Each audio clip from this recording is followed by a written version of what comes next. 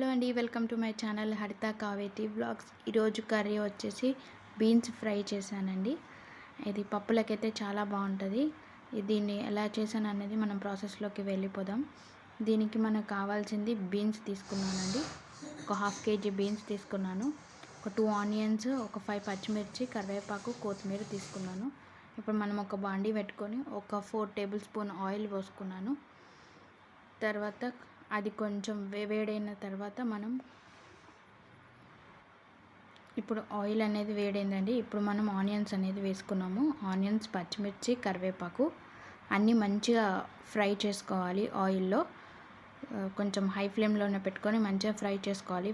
Fry అయిన తర్వాత ఒక 1 టేబుల్ స్పూన్ అల్లం వెల్లుల్లి పేస్ట్ వేసుకోవాలి. అది కూడా మంచిగా ఫ్రై అయిన తర్వాత మనం పసుపు అనేది యాడ్ చేసుకుందాము. ఫస్ట్ అయితే ఇవి మంచిగా ఈవెన్గా ఫ్రై అవ్వాలి. మొత్తం పచ్చిమిర్చిను ఆనియన్ కొంచెం కలర్ చేంజ్ అయ్యేంత వరకు, జస్ట్ లైట్ బ్రౌన్ వచ్చేంత వరకు. తర్వాత మనం పసుపు అనేది యాడ్ చేసుకున్నాము. ఈ పసుపు కూడా ఆయిల్లో మంచిగా ఫ్రై అవ్వాలి. జస్ట్ ఒక 1 మినిట్ అట్లా ఫ్రై అయిన తర్వాత మనం ఇప్పుడు బీన్స్ అనేది కట్ చేసి పెట్టుకున్నాం కదా, అదే అనేది ఇప్పుడు ఇందులో వేసుకోవాలి. బీన్స్ అనేది ఇప్పుడు బీన్స్ వేసుకున్నాం కదా, వేసుకున్న తర్వాత ఒకసారి మంచిగా ఈవెన్గా మొత్తం కలపాలి. మంచిగా కలిపిన తర్వాత ఇప్పుడు మీకు కొంచెం ఆయిల్ ఎక్కువ ఉందన్నట్టు అనిపిస్తుంది, కానీ ఆయిల్ ఎక్కువ ఉండదండి, కరెక్ట్ సరిపోతుంది. మనం ఫ్రై కాబట్టి మీకు అలానే అనిపిస్తుంది ఆయిల్ ఎక్కువైందని, కానీ లాస్ట్కి చూడండి అసలు ఆయిల్ ఉండదు, నార్మల్గా ఉంటుంది. ఇప్పుడు మనం సాల్ట్ అనేది యాడ్ చేసుకుందాం, తొందరగా మగ్గిపోతుందని. ఒక 1 టేబుల్ స్పూన్ సాల్ట్ అనేది యాడ్ చేసుకున్నాను. ఇంకా కావాలనుకుంటే ఇంకొక హాఫ్ స్పూన్ వేసుకోవచ్చు మీ టేస్ట్ని బట్టి. నేను ఒక 1 టేబుల్ స్పూన్ వేసాను. అది మగ్గడానికి నేను మూత పెట్టానండి. ఇప్పుడు కొంచెం మగ్గిపోయింది.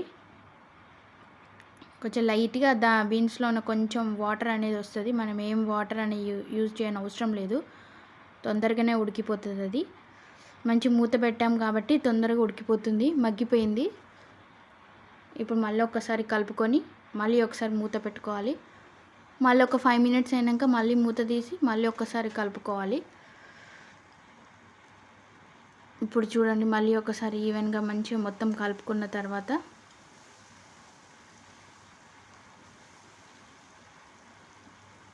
చూసారా కొంచెం ఉడికిపోయింది, ఇంకొంచెం ఉంది ఉడకాల్సింది. బీన్స్ తొందరనే ఉడికిపోతుందండి. ఇప్పుడు మీరు చూసారు కదా ఆయిల్ ఎక్కువ ఉన్నట్టు అనిపిస్తుంది, కానీ ఆయిల్ ఎక్కువ ఏమి ఉండదండి. మంచిగా ఆయిల్లో మంచిగా ఫ్రై అవుతుంది బీన్స్.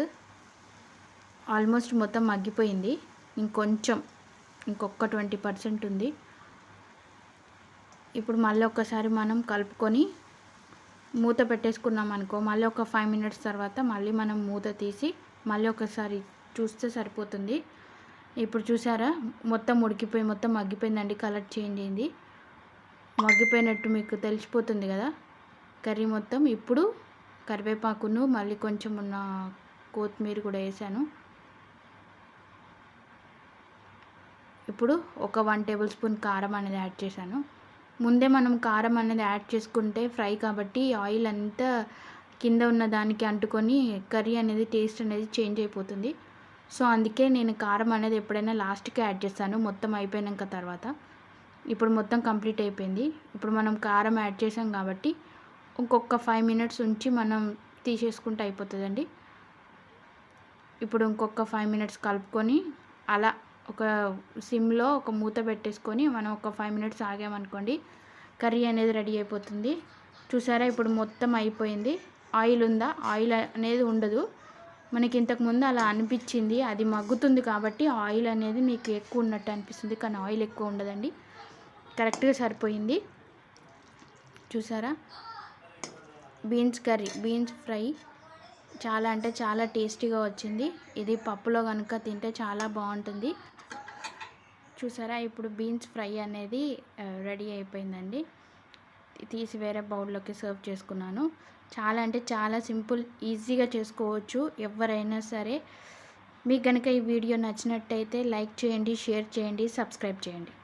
బాయ్.